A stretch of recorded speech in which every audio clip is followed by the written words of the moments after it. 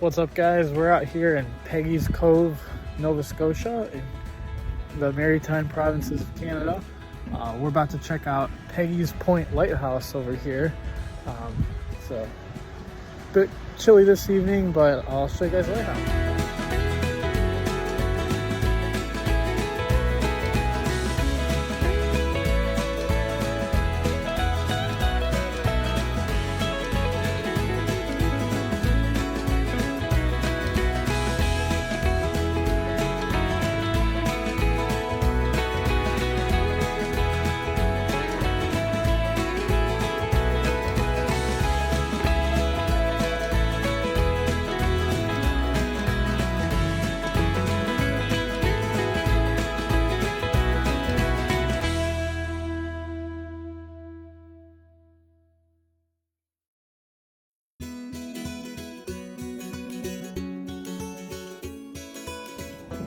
We made it!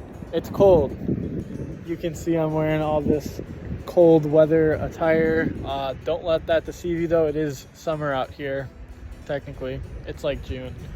But it's a cold day, probably about around 50 degrees, maybe like upper 40s Fahrenheit. But yeah, it's beautiful right here on these rocks, right by the ocean. Super cool, but the one thing you gotta watch out for are the black rocks. They've got signs all over the town just telling you not to go to where the rocks are black. So I'm gonna show you what I mean real quick. So yeah, down here, these are the black rocks. If they're dark, that means that water's been on at some point in time. So stay off. They can't rescue you from here. There's too many rocks around, and people have died here. So just play it safe, play from a distance. It's beautiful, just enjoy it from a distance. No sunset tonight, but we've got some nice coloration in the clouds over there.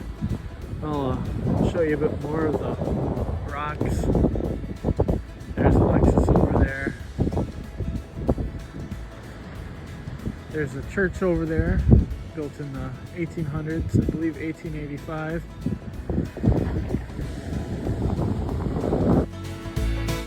Built in 1915, Peggy's Point Lighthouse signifies the eastern entrance to St. Margaret's Bay. The original lighthouse in the town was built in 1868, and this one replaced it after the initial one had been demolished. The lighthouse is 72 feet tall, and it's located in a small fishing community of about 35 residents. The lighthouse can be viewed from the outside, and it is an icon of the province of Nova Scotia, and it's an icon of Canada's maritime provinces. We drove all the way from Cleveland, Ohio to visit this lighthouse, and we took a scenic route, so it took us about 23 hours to get there. It was a long drive, but I would definitely say that it was enjoyable and a great time. The town of Peggy's Cove was settled in 1811 and was established as a fisherman community. This fishery is still known and is still active today, and it's especially known for its lobster. Many of the town's fishermen are still active during lobster season, which ranges from November through late May. I visited Peggy's Cove in early June, right after lobster season, and the town was full of lobster. We even saw a seagull running around with a lobster in its mouth, and which was a pretty funny sight. But there's lobster all over the town. There's many places to buy lobster. It's really cute. They've got lobster statues. They really are big into their lobster up there. It's a great town to check out. They've got lots of gift shops. They've got lots of restaurants, some cool seaside knickknacks made by local artisans, and it's a beautiful place. So recently they built this really cool dock. It's handicapped accessible, and it's got great views of the house, the lighthouse, but you can still check it out the old-fashioned way by walking on the rocks. Both are good. So they've got lots of places to sit right outside of the handicapped accessible deck, which has got all these cool chairs over here that you can lounge on. And they're pretty nice. They're pretty heavy. We saw us blowing wind earlier, and only one of the chairs flew away, so they're pretty battle tested. So now we're going to go ahead inside of the Sou'Wester restaurant and gift shop, which is named after a fisherman's hat, and we're going to get a big fat fresh lobster. Cove. We're here at Sou'Wester in Nova Scotia, and we're eating some of the freshest lobster. And right outside of the Lighthouse. It's a foggy day, but we're eating some good lobster. Let's put this big hunk of meat out of this lobster. We're gonna eat this with some lemon. So the black a little bit more. When during high tide, those rocks are covered. Oh, it's really good. So we just finished up our meal. It was really good. I had some great lobster, and we finished that up with a nice blueberry cheesecake, which was delicious. So now I'm gonna walk around the town, show you guys a little bit about the town, and we'll talk a little bit about the town too. So down here you have Government Wharf, which is where all the lobster fishermen keep their boats. Lobster season just ended last week. It runs November through May, and it's early June, so the boats are still out on the wharf. And if you look down there, you can see all sorts of goodies. They've got all sorts of anchors down there, right down there, and you've got lobster traps, fishing shed full of lobster traps over there. And then right over here is one of the gift shops, Amos Pewter, where they have lots of handmade pewter ornaments, and it's pretty cool inside. Over here you've got Tom's Lobster Shack, which is a pretty good lobster takeout place. They've got lobster rolls, and they've got salmon bagels, and they have some cool Nova Scotian drinks that look pretty tasty. Maybe I'll give them a try. Right here we have another gift shop. It's closed right now for the evening. Most of the businesses close around 5 or so, except for Sou'Wester, that stays open till about 9. Here's the wharf again.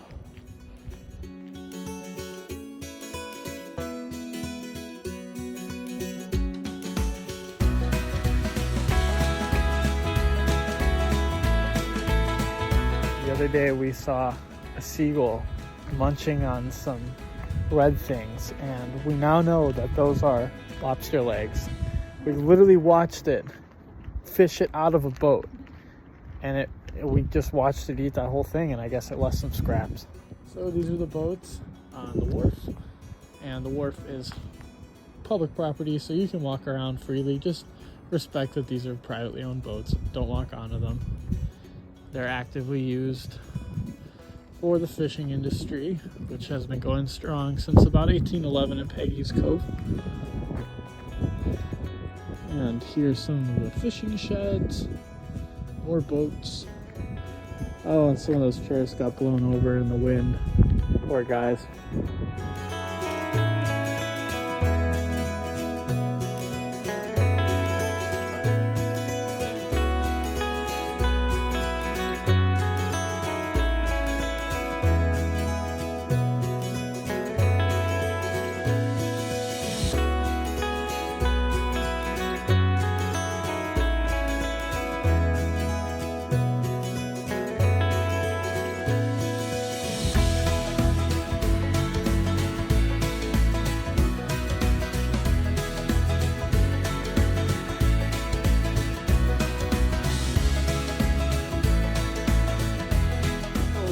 The visitor center, where they've got all the information in there about stuff to do in the area, and it's located right next to a bunch of cool lobster traps, and right across the street from the DeGarth Art Gallery. There was an artist that used to live in this town in the probably last century. I think he died in the 80s, and he did some really cool art, including this cool sculpture that he never got to finish before he died, but he worked on it for 6 years, from 1977 through 1983. It's pretty cool, and it's dedicated to all the fishermen and hardworking men and women who made this town. Pretty cool mural carved in the granite. He did this all and never finished. Now we're going to turn around, walk back down the hill, and I'm going to show you a few of the shops that are in town by the Cove, and that'll be it for now. So over here we have Hags on the Hill, which is a nice little shop that sells fudge, and they sell lots of handmade crafts that local artisans have spent a lot of time. They've got pottery and cool stuff made out of driftwood. Over here we got the washrooms, as they call it, or restrooms if you're an American like myself. And here are some of those chairs that fell overboard. So over here we have Holy Mackerel, which also sells a lot of cool arts and crafts type stuff, and some cool clothes in there too. We got a nice little piece of pottery from in there. And this is the Depew Art Gallery, which is really cool. It's a local artist who comes in, and he'll be here during the daytime, and he just paints the Cove, and he's a really nice guy, and his mom paints too, and they've got a really cool studio full of their work together. At the time of recording, this place was closed, so this is a buoy shop, which I was able to go into on my last day before I left, and they've got all sorts of cool handmade buoys made by a local fisherman. There's some really cool bird there, and lots of different buoys inside made out of driftwood and all sorts of stuff. They've got a little dock behind there, and it gives you a great view of the Cove, some of the fishing boats. You can see a lot of the lobster traps that are out there, and it was really pretty nice little vantage point to take pictures and to just relax by the ocean, hear some of the birds, and fortunately I wasn't able to get it at the time of initial filming, but I was glad I was able to catch it right before I left, and able to put some voiceover in there for you guys so you guys could check it out. And this is going to wrap it up for part 1 of my Peggy's Cove adventure. We're going to have a part 2 coming out real soon, and it's going to feature my accommodations in the Cove. It's also going to show a really cool hike at Polly Cove, nearby hiking trail where you can get some pretty good vantage points of Peggy's Point Lighthouse.